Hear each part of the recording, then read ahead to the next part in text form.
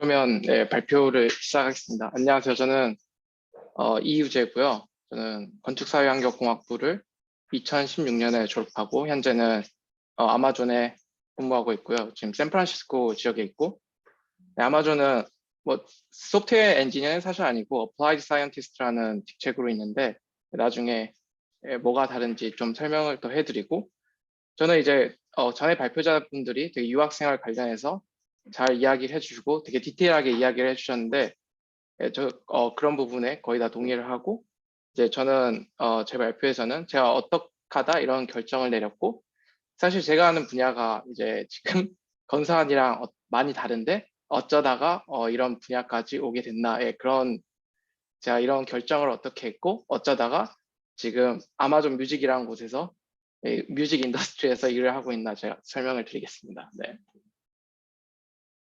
네, 발표 주제는 크게 세 가지로 제가 여기를 나타냈고요. 네, 첫 번째는 저도 미국에서 박사를 했고 해서 유학 준비 과정, 그리고 제가 이 박사 과정을 통해서 배운 것들, 그런 거를 좀 공유하고 싶고요. 두 번째는 저도 이제 박사 과정 이후에 진로 결정 고민을 되게 많이 했거든요. 이제 보통 박사를 끝내면 이제 학계 아카데믹을 갈 건지 아니면 인더스트리를 갈 건지 둘 중 고민이 되게 많아지는데요. 이제 제가 어떤 기준을 보고 왜 회사 쪽으로 가게 되었나, 그런 부분을 있어서 제 경험담을 좀 공유해 주려고 하고요. 마지막은 제가 IT 기업에 이제 데이터 분야로 취업을 했는데 어떻게 좀 이제 제가 한 전공이랑 어떻게 보면 크게 관련이 없어 보이지만 어떻게 데이터 머신러닝 AI 분야로 진출하게 됐나, 그리고 취업 과정이 어떻게 됐나, 그런 내용을 말씀드리겠습니다. 네, 그 전에 이제 시작하기 전에 사실 저는 이제 미국 유학을 결정하게 된 계기에 대해서 먼저 좀 공유를 하고 싶어요. 그래서 사실 저도 처음에는 뭐 대학교를 입학하고 그럴 때는 사실 미국 유학에 대해 전혀 관심이 없었고, 저는 이제 뭐 학교 졸업하면 뭐 대기업에 입사를 하던가 아니면 공기업 같은 곳에 입사를 하는 게 사실 목표였어요. 그런 게 되게 선배들도 보고 뭐 동료들 봐도 그런 게 약간 평범한 커먼한 루트여가지고 나도 저렇게 뭐 하면 되겠지라는 생각을 하고 있었는데, 이제 학부 동안 이제 다양한 경험을 통해서 좀 제가 하고 싶은 걸 찾게 된 것 같아요. 좀 이게 요즘은 뭐 그런 게 많을지 모르겠지만 교환학생을 두 번을 갔다 왔는데 이제 미국과 홍콩을 이제 다녀오면서 해외에 대한 약간 경험을 좀 쌓게 됐고, 이런 교환학생 경험을 통해서 해외에서 한번 경험해보고 싶다, 약간 더 공부해보고 싶다라는 생각이 들었고요. 그리고 뭐 이런 교환학생뿐만 아니라 약간 해외 인턴십 같은 것도 저도 여러 번 지원을 해서, 사실 저는 이제 환경 분야에 이제 어, 관심이 되게 많은데 특히 국제기구 쪽에 사실 취업을 하고 싶거든요. 약간 유엔 같은. 그러니까 환경이나 기후 문제, 물 문제 같은데 사실 관심이 되게 많아가지고 이제 그런 곳에 인턴을 좀 지원하고 그런 국제기구에서 인턴을 함으로써 이제 나중에 이쪽으로 좀 커리어를 쌓아보고 싶다라는 생각을 학부 생활 동안 계속 하게 됐어요. 그래서 사실 미국 유학 결정을 하게 된 거고요. 그거를 이제 국제기구 이런 데 취업하려면 미국 석사, 해외에 있는 대학교 석사를 많이 선호한다고 해서 그렇게 저는 미국 대학원을 알아보게 됐고요. 그 외에 또 이제 유학을 통해서 얻을 수 있는 것들을 생각해 봤을 때 이제 미국 생활에 대한 궁금증도 있었고, 미국에서 약간 경력을 쌓고 나중에 이제 한국을 돌아오되 좀 더 어렸을 때는 미국에서 더 많이 배우고 경력을 쌓기로 생각을 해서 저는 해외 유학을 결정하게 됐습니다. 그리고 또한 이제 여러 이제 유학 다녀온 친구들 얘기를 들으면서 미국 생활에 대한 궁금증도 컸기 때문에 미국 생활이란 어떨까라는 그런 궁금증을 가지고 유학 준비를 하게 됐어요. 네. 그래서 저도 이제 유학 준비 과정을 하는데 처음에 되게 어려움이 많았거든요. 좀 이게 제가 학부를 졸업하고 바로 미국 대학원을 사실 지원했어요. 그래서 주위에서는 석사는 한국에서 하고 가는 게 좋은 옵션이다라는 사실 많은 조언을 받았는데, 그것도 좋은 옵션인데 저는 뭔가 한번 지원해보고 싶어요. 이제 학부를 끝나고 바로 석사나 박사를 지원해서 될지 안 될지 모르겠지만 되면 가고 뭐 안 되면 안 간다 그런 마인드로 지원했거든요. 사실 안 되면 뭐 어쩔 수 없지 약간 그런 마인드로 지원해서 이제 아까 영곤 씨가 말했듯이 준비 서류를 다 지원하고 이제 사실 다른 분들 뭐 대부분 사람들이 그 전에 얘기했듯이 제일 큰 문제가 장학금이거든요. 사실 이게 미국 유학이 이제 돈이 만만치가 않잖아요. 약간 튜이션이 한국에 비해서 몇 배나 더 많고 그리고 만약에 박사를 하게 된다면 뭐 5년, 6년, 5년 이상 걸리는데 그동안 약간 서포트가 뭐 부모님으로부터 서포트가 필요하지 않으면 그런 부분에서 되게 힘들기 때문에 저도 장학금을 되게 많이 알아봤고요. 예. 국내 장학금은 이제 저도 많이 지원했는데 저는 이제 뭐 해커스 해외 유학 장학금이란 돈을 받았어요. 근데 이거는 뭐 규현 씨가 말했듯이 약간 전체를 커버해 준 게 아니라 한 번에 10,000불 정도 주는 장학금인데 이거를 받았는데 근데 이걸로는 이제 제가 이제 유학을 할 때 튜이션이나 약간 그 등록금이나 생활비를 커버를 할 수 없어요, 사실.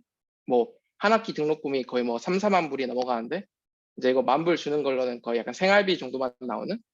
그래서 저는 이제 장학금을 한국에서 주는 거는 이제 국내에서 주는 거는 다른 게 다 안 돼가지고 이제 미국 학교에서 주는 장학금을 되게 많이 열심히 알아봤던 것 같아요. 이제 미국 대학에서 주는 장학금이 크게 제가 알기로는 세 가지 정도가 있는데 RA, TA, 펠로우십이 있는데요.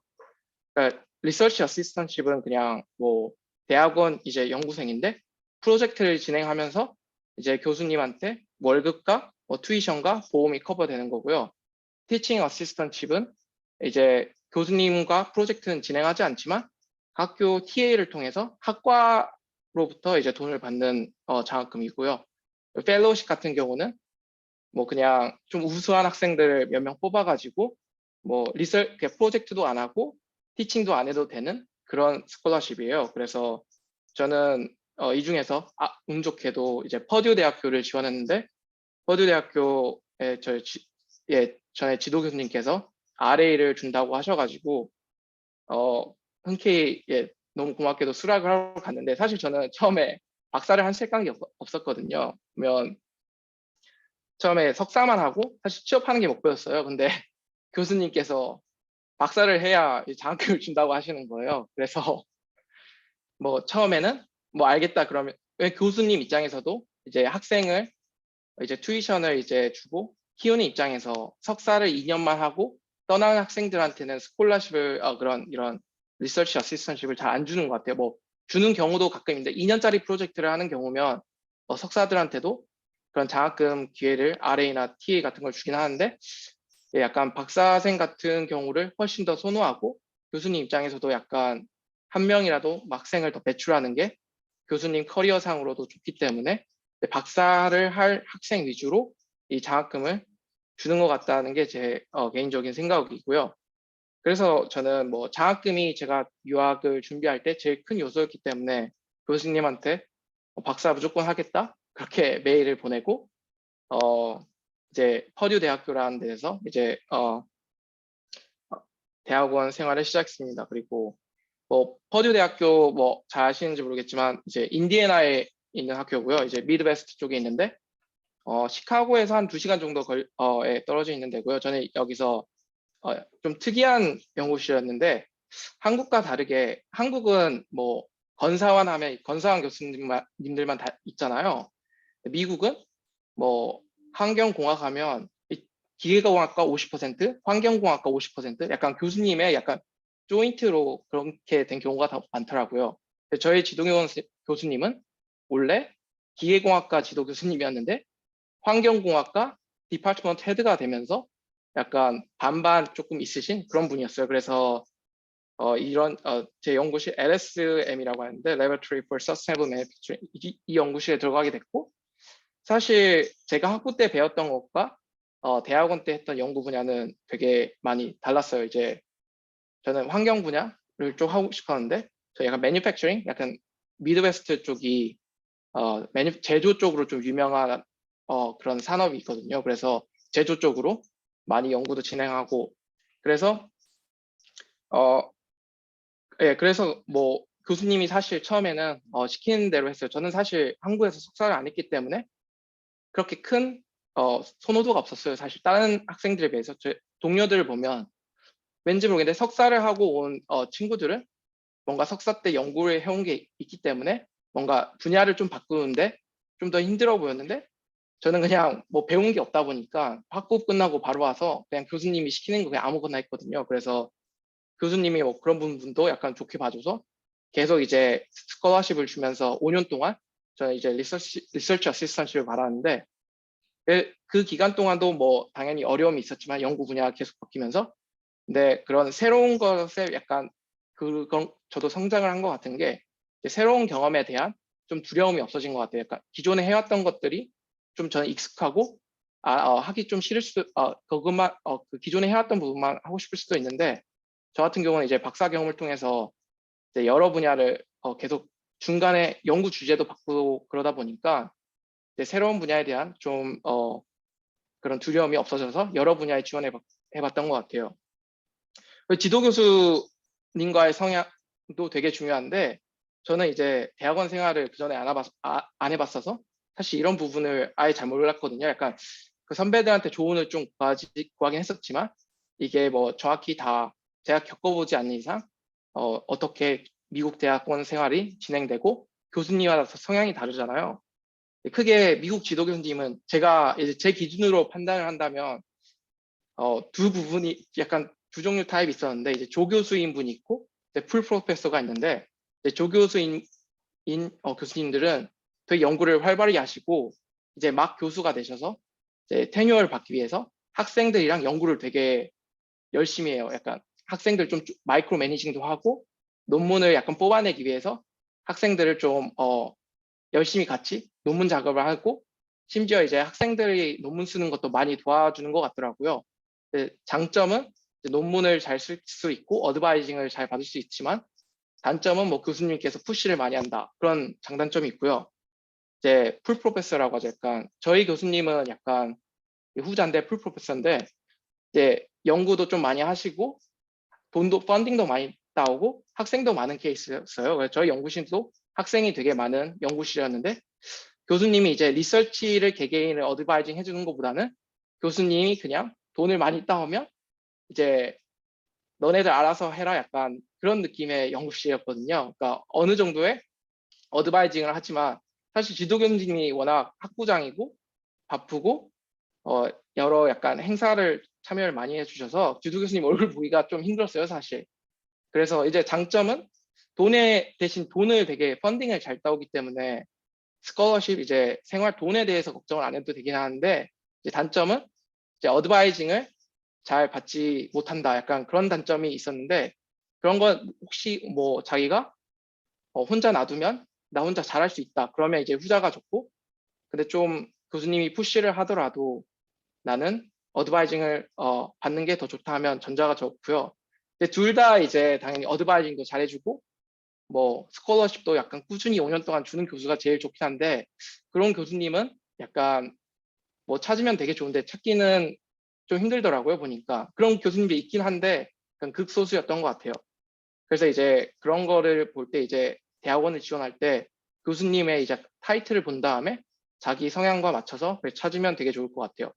그래서 저는 말했듯이 그 지도 교수님을 이제 대학원을 찾을 때 리서치 펀딩이 제일 우선순위라서 뭐 연구에 대해서 지도를 잘 못해줄지라도 이제 스콜러십이나 돈에 관련해서는 꾸준히 이제 서포트를 해줄 수 있는 교수님을 찾고 싶어서 이제 좀 더 이름이 있는 교수님 연구실로 갔고요. 그리고 이제 미국 박사를 하면서 이제 많은 어려움이 있었는데 사실 저는 미드웨스트 인디애나라는 인디애나에 있는 웨스트 라피에이트라는 아주 조그만 캠퍼스 타운에서 박사 생활을 했는데 이게 이 지역 진짜 아무것도 없고 다 옥수수밭밖에 없거든요. 그래서 많은 사람들이 여기 와서 사실 우울증을 많이 겪어요. 이제 서울에 살다가 갑자기 옥수수밭 한가운데서 떨어지면 주말에 할 것도 없고 주말에 하는 게 이제 한국인 몇 명 모여서 술 마시는 것밖에 없거든요. 어디 7시, 8시면 다 문 닫고 그러니까 이제 장점은 뭐 딴짓 안 하고 연구랑 공부에 집중을 할 수 있는데 단점은 좀 문화생활이나 뭐 시골에서 지내야 된다. 5년 동안 그게 장단점인 것 같아요. 대신 이제 시골에 있다 보니까 물가가 워낙 싸서 그 교수님께서 이제 주시는 그 월급으로는 충분히 먹고 살고 집에 좀 서포트가 없더라도 그 돈으로 충분히 뭐 남지는 않지만 충분히 먹고 살 정도로 예, 월급을 받았던 것 같아요. 저도 뭐 언어 소통에 대한 어려움이 있었지만 이거는 뭐 모든 분들이 뭐 잘하시는 분도 계시겠지만 많은 분들이 그런 거를 이런 언어 소통에 대한 문제를 겪을 거라고 생각하고요. 이제 뭐 저도 이제 한국에서만 이제 자랐기 때문에 전 약간 좀 수동적인 자세였는데 누가 시키면 그걸 잘하자 약간 그런 마인드로 살았는데 미국에서는 누가 시키지 않고 자기가 잘해야 되는 그런 문화여서 제가 이제 뭐든 스스로 찾아보고 스스로 잘하려고 이렇게 좀 적극적인 프로액티브한 자세로 좀 바뀌었고요. 좀 이제 박사라면서 이제 제일 좋아했던 부분은 당연히 가난한 대학원 생활도 어떻게 보면 큰 문제가 되겠지만 미래에 대한 불확실성이 저는 제일 스트레스를 받았던 것 같아요. 이게 미국에서 사실 박사를 5년 한다고 해서 뭐 교수 취업에 약간 보증이 되는 것도 아니고 그냥 자격증 같은 거거든요. 교수 이제 박사를 졸업하더라도 포닥이나 약간 뭐 연구원으로 경력을 쌓아야 이제 교수가 되는 거라서 그런 거에 미래에 대한 이런 불확실성 때문에 제가 5년 동안 되게 스트레스를 받으면서 살아왔던 것 같아요. 예. 이제 이런 게 이제 어려움인데 이런 거를 뭐 잘 극복하는 방법도 당연히 있고요. 네, 이런 거를 잘 어떻게 해결하느냐가 솔루션도 중요한 것 같아요. 이런 어려움을 어떻게 스트레스를 이런 걸 해결하느냐. 또 이제 제가 좀 더 이제 박사 과정에 대해 경험해서 말씀드리자면요. 제가 말씀드렸듯이 저는 리서치 어시스턴트라는 걸 했는데 이제 차규원 하우께서 말씀해 주듯이 어, 뭐 여러 종류의 이제 장학금이 있지만 저는 리서치 어시스턴트를 해서 사실 교수님이 주는 프로젝트에 일을 해야 되는 장학금이었어요. 그냥 공짜로 주는 장학금이 아니라 일주일에 20시간 정도는 프로젝트를 진행을 했어야 됐어요. 그러니까 제 개인 연구는 제가 따로 하고 교수님이 주는 프로젝트를 해야 됐고요. 그래서 사실 저는 처음에 이제 유학을 와서 연구 분야가 3D 프린팅이었어요. 그래서 전혀 들어보지도 해보지도 않은, 들어보는 봤지만 이게 진짜 쓰이는지 모르고 교수님이 3D 프린팅 쪽으로 펀딩이 많다. 그래서 이거 하면 좋을 것 같다. 사실 저는 처음에 환경공학과를 받고 환경 관련해서 연구를 할 줄 알았는데 왠지 모르겠는데 이제 트럼프가 대통령이 되면서 환경 분야의 펀딩이 많이 떨어진 것 같아요. 제 직감은. 그리고 갑자기 DoD, 디펜스 쪽에 펀딩이 많이 들어오면서 이제 디펜스 쪽이 이제 매니팩처링이나 3D 프린팅 쪽에 투자를 많이 하더라고요. 그래서 교수님이 이걸 해라 해서 처음에 이걸 하게 됐고요. 좀 시간이 지나다가 이제 한 3, 4년 차 때 갑자기 또 교수님이 머신러닝 AI가 뜬다 해가지고 이쪽 분야를 연구를 해라. 그렇게 말씀을 하셔서 네, 알겠습니다. 저는 이제 두 가지 방법이 있는데요. 이제 교수님이랑 알교를 할 수 있겠죠. 자기가 하고 싶은 거를 계속 하고 싶다라는 방법이 있고 그 아니면 교수님이 이거 해라 하면 하는 방법이 있는데 전자를 선택하면 졸업이 늦춰질 거라는 그런 약간 불안감이 있었어요. 그러니까 교수님이랑 마찰이 있어서 좋을 건 없잖아요. 그러니까 여기 전에 발표자분들이 말씀해 주듯이 하고 싶은 거는 졸업 후에 하고 지금은 교수님이 시키는 거를 빨리 완수해서 조로를 하자는 게 저는 제 최고의 최우선의 목표여서 교수님이 시키는 대로 그냥 뭐 새로운 분야지만 좀 처음에 내키진 않았지만 이런 새로운 AI 머신러닝 분야를 시작하게 됐고요. 그리고 리서치 어시스턴트라는 게 저는 이제 20시간 이제 일을 해야 되는데 저는 뭐 미국 유학생 대학원 생활이 약간 잡일이 없을 수 있다고 생각할 수도 있는데 저는 이제 리서치 어시스턴트 하면서 잡일도 사실 좀 있었거든요. 그러니까 뭐 원래 할 일은 뭐 회사 저는 이제 이런 RA를 받으면서 인디애나에 있는 회사들을 그러니까 서포트해주는 그런 역할을 했어요. 그래서 매주 그 회사들이랑 같이 일을 하면서 얘네들의 지금 매니팩처링 이런 회사들의 문제가 뭔데 우리가 어떻게 그런 걸 해결하기에 도와줄 텐가 약간 그런 걸 리서치 프로포즈를 하고 그런 거에 대한 약간 제안을 컨설팅을 하는 그런 일을 했는데 그런 쪽도 있고 저희 연구실은 좀 플러스로 약간 사이드 잡도 있긴 했었는데 저희 뭐 프로포절도 교수님이 쓰라고 하고 뭐 추천서도 쓰라고 하고 약간 좀 잡일이 좀 많은 연구실이었어요. 그래서 이런 건 또 연구실마다 다른 것 같아요. 그러니까 미국 백인 교수님이었는데도 약간 잘 이런 거를 활용하시는 것 같아요. 대학원생들을. 그래서 저 약간 잡일도 좀 있었지만 생각해 보면 그런 잡일들을 하면서 또 많이 배우게 된 것 같아요. 이런 전체적인 대학원이 들어가는 프로세스. 저는 이제 그런 잡일들을 그 전에 안 해봤기 때문에 미국 대학원을 다니면서 그런 걸 함으로써 이제 교수들이 어떻게 행정 절차를 관리하고 만약에 이제 교수를 뽑을 때 어떤 기준을 보고 추천서를 쓸 때 어떤 부분을 중요하게 생각한다. 그런 부분을 이제 교수님이 이제 그런 일을 시키면서 좀 알게 됐던 것 같아요. 그래서 이제 대학원생으로서는 이제 제가 말했듯이 제 시간의 반은 리서치 어시스턴트 이런 프로젝트를 제안되었었고요.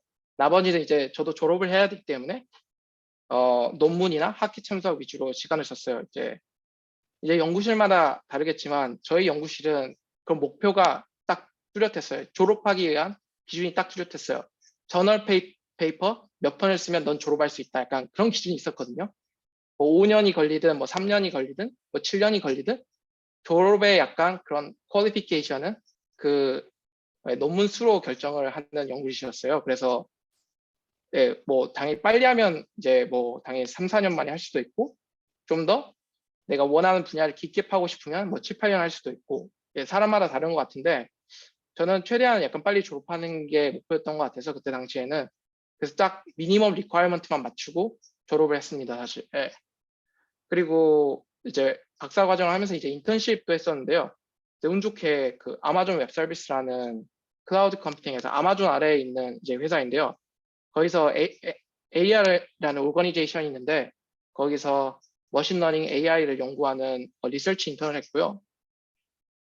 이제 아까 얘기했듯이 영권 씨가 말씀했듯이 리서치 경험이 되게 중요한 게 미국은 이제 인턴십을 하면 나중에 1년 뒤에 풀타임 오퍼 주는 경우가 되게 많아요. 사실 저는 이제 이 인턴십을 정말 열심히 했는데 왜냐면 아마존 같은 경우는 인턴을 다 한 다음에 인턴 마지막 날 우리가 너한테 풀타임 오퍼를 줄지 안 줄지 딱 알려줘요. 그래서 되게 마지막 날 되게 긴장을 많이 했고 이 매니저가 또 나를 이제 인턴십 하는 동안 평가를 하잖아요. 그 평가 기준에 따라서 제 연봉도 바뀌거든요, 사실.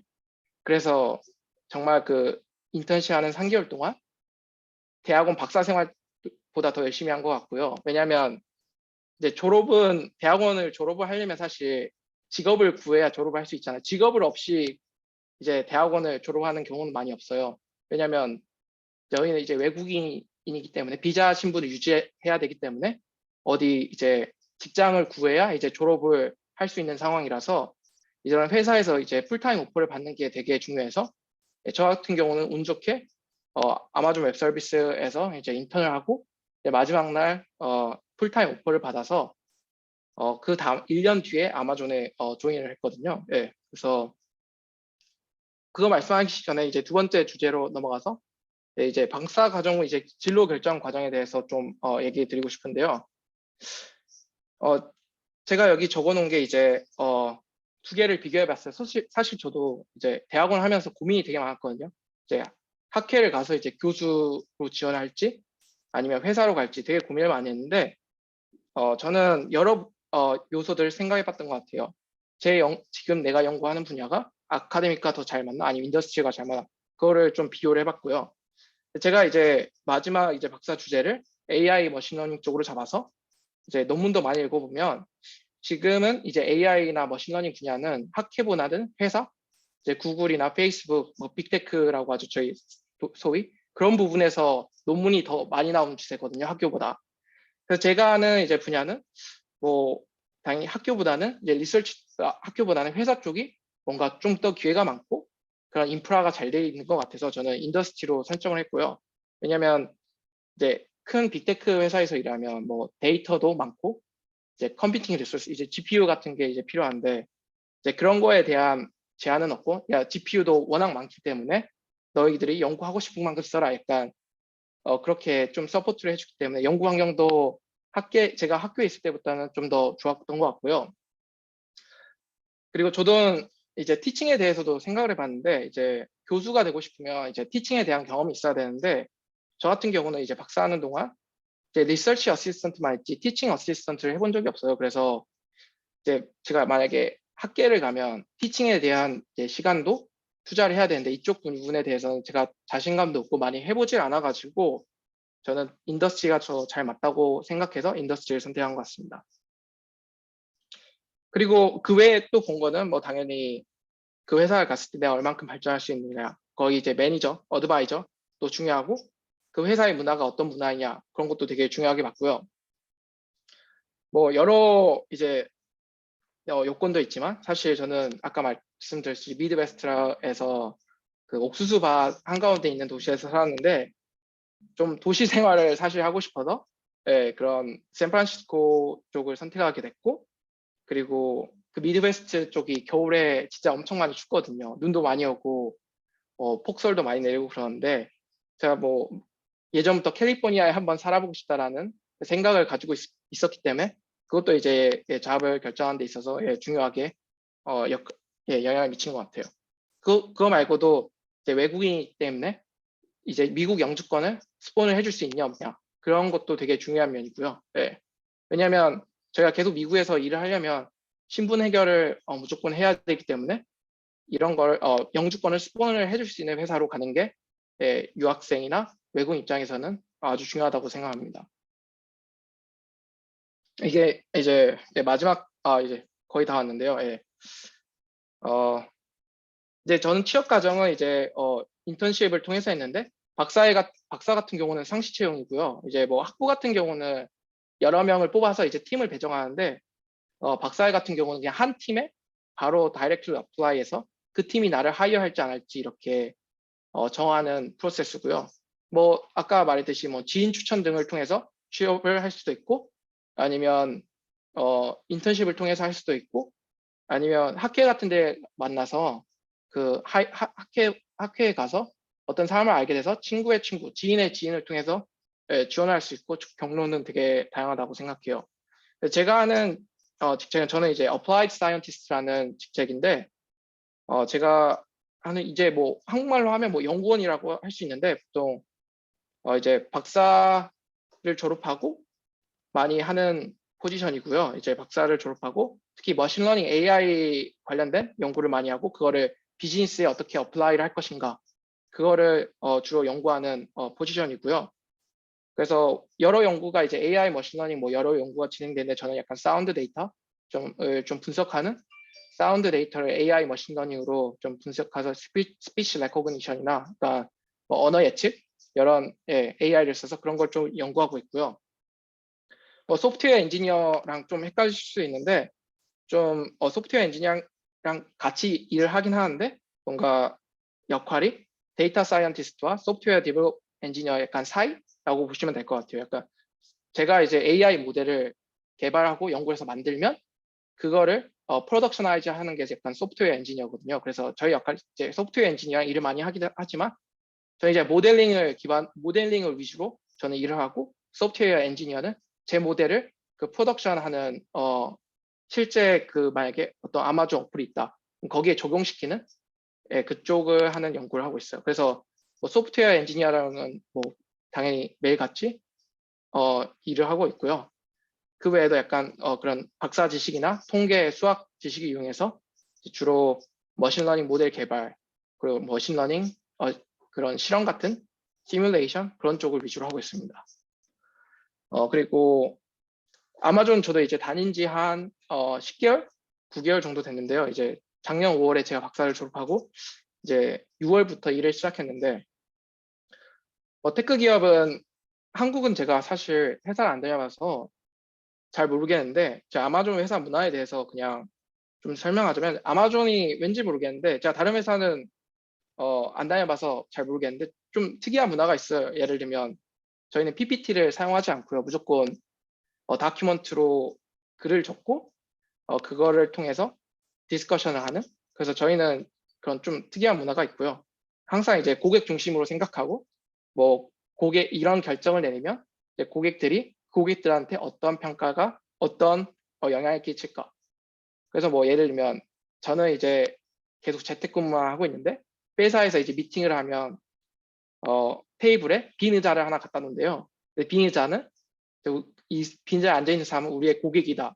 약간 그렇게 생각을 하고 한 고객을 약간 항상 중심으로 결정을 내리는 그런 아마존 회사 문화가 있고요. 다른 회사에 비해서 제 테크 회사에 비해서 제 생각에는 성과 평가가 되게 스트릭하게 된 것 같아요. 약간 좀 안 좋게 말하면 뭐 1등부터 10등까지 딱 결정한 다음에 그 사람들의 그 퍼포먼스에 따라서 보너스를 주고 연봉이 매년 바뀌어요. 그래서 장단점이 있는데 자기가 열심히 한 만큼 더 당연히 돈을 많이 받는 그런 장점이 있지만 반대로는 약간 그런 압박감에 좀 살아야 된다는 단점? 네, 그런 게 있는 것 같아요. 그래서 장단점이 확실히 뚜렷하고 그리고 이제 테크 회사에서 일하는 이제 장점은 뭐 자유로운 스케줄? 예, 저는 이제 출퇴근을 안 하고 이제 재택근무만 하는데 사실 미팅만 참여하면 되고 사실 누가 회사에 오든 안 오든 상관은 안 하거든요. 그냥 제가 가지고 있는 프로젝트만 잘 딜리버하면 아무도 신경을 안 쓰고 오늘 내가 갑자기 휴가를 쓰고 싶다. 그럼 자유롭게 휴가를 쓸 수 있는 거고 개인의 약간 자유 시간에 대해서 되게 관대한 것 같아요. 뭐 매니저랑 잘 소통만 되면 그런 부분 워라밸 부분에 있어서는 그런 언제 휴가를 쓰고 싶다 그런 거에 되게 좋고요. 그리고 또 이 장점 성과 평가에 따른 승진 제도인데요. 약간 한국은 제가 알기로는 이제 몇 년을 해야 뭐 대리가 되고 몇 년을 하고 과장이 돼야 되고 그러는데 아마존은 약간 그런 게 없어요. 내가 잘하면 뭐 1년 만에 과장이 될 수도 있는 거고 내가 잘하면 뭐 쭉쭉 올라갈 수 있는 그런 연수의 그 제약 안 받고 그런 제도가 있고요.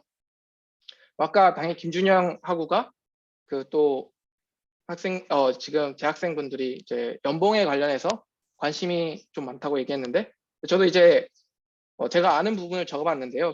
뭐 IT 회사에 관심 있는 분이 있을지 없을지 모르겠지만 이제 이 levels.fyi라는 유명한 웹사이트가 있는데 여기서 이제 테크 직군, 소위 말하면 뭐 데이터 사이언티스트, 소프트웨어 엔지니어 뭐 그런 여러 직군들의 샐러리를 사실 사람들이 올려가지고 볼 수 있어요. 이걸 보고 이제 비교를 하고 이제 회사한테 내고를 할 수 있는 거고요.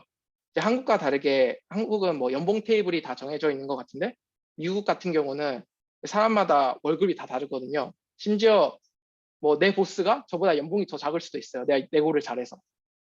약간 그런 경우도 있고 그리고 지역이나 뭐 나라마다 연봉도 많이 다르고 그리고 여기서 이제 제일 중요한 게 저는 이제 IT 기업을 다니면서 제일 중요한 게 뭐냐면 이제 뭐 베이스 샐러리 이제 연봉이 세 종류로 나뉘는데요. 이제 베이스 샐러리, 보너스, 스탁이 있는데 이제 베이스 샐러리는 이제 기본급이고요. 저희가 보통 말하는 그러니까 김준영 하고가 이제 말했듯이 제일 중요한 건 이제 스탁 부분인데 이 스탁이 비중이 되게 크거든요. 이 주는 게 이제 테크 회사 같은 경우는 스탁이 약간 매년 뭐 30% 40% 약간 올리는 트렌드를 보여줘가지고 이 스탁이 제 연봉을 결정하는 데 있어서 아주 중요한 요인인 것 같아요. 이 스탁이 이제 어떻게 하냐에 따라서 뭐 앞자리가 바뀔 수도 있고 그렇기 때문에 스탁이 연봉에서 되게 중요한 부분을 거의 50% 정도는 스탁이라고 보시면 돼요. 사실 연봉에서.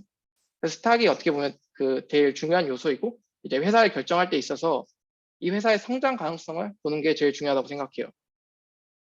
그리고 아까 말했듯이 뭐 지역마다 다르고 이제 김준영 하고가 이제 그 샐러리를 이제 지역마다 알려줬지만 샌프란시스코 이제 베이에리아 이 실리콘밸리 쪽이 연봉 티어는 제일 높아요 사실.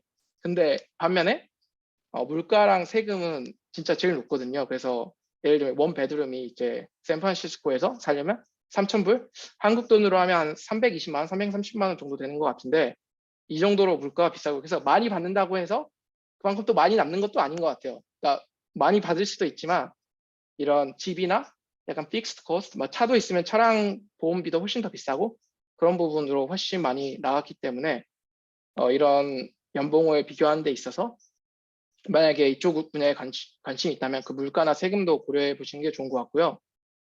네, 그래서 마지막은 이제 테크 회사가 이제 뭐 대기업이 될 수도 있고 스타트업이 될 수도 있는데 뭐 한국에서는 약간 대기업 위주로 다 좋을 수도 있을 것 같은데 여기 실리콘밸리 약간 문화는 대기업보다는 스타트업 위주로도 또 많이 가는 것 같아요. 왜냐하면 이 스타트업이 IPO 같은 경우가 돼가지고 스톡옵션 대박을 치는 경우가 되게 많이 있거든요. 그래서 이쪽에 관심이 있다면 스타트업도 알아보시면 되게 좋을 것 같아요. 저는 이제 우선 아마존에 있는데 나중에 이제 신분이 좀 해결이 되고 기회가 좀 더 많으면 나중에 스타트업 같은 데도 알아보지 않을까 라고 생각을 하고 있습니다. 네, 이게 제가 다 발표한 거고요. 네, 들어주셔서 감사합니다.